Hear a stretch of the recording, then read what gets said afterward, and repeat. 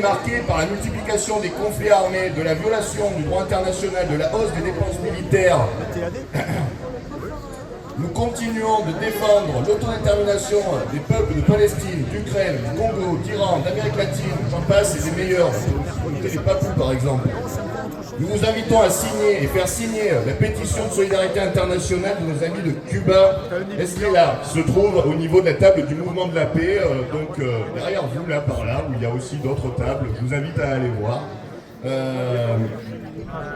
Cette pétition a pour objet de faire venir dans notre département des médecins cubains.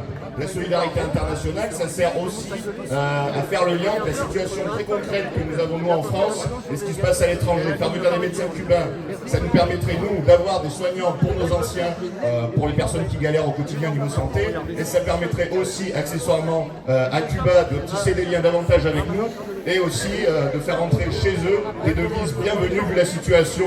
Je ne vais pas être long là-dessus, vous la connaissez toutes et tous, j'en suis sûr, malheureusement.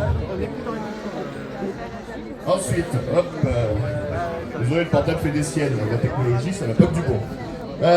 Nous appelons clairement à une réorientation des dépenses militaires vers nos services publics, santé, éducation, mobilité, j'en passe. L'actualisation de la loi de programmation militaire va débloquer 36 milliards pour faire quoi? Pour participer à la brutalisation des rapports de force dans les relations internationales, construire des armes, pour nourrir tous les conflits qui existent au Moyen-Orient, en Europe de l'Est.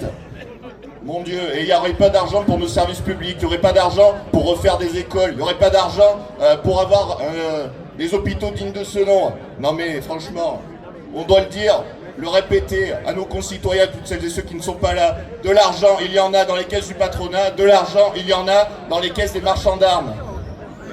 Nous appelons les autorités à reprendre le chemin du non-alignement, de la paix, du respect des peuples.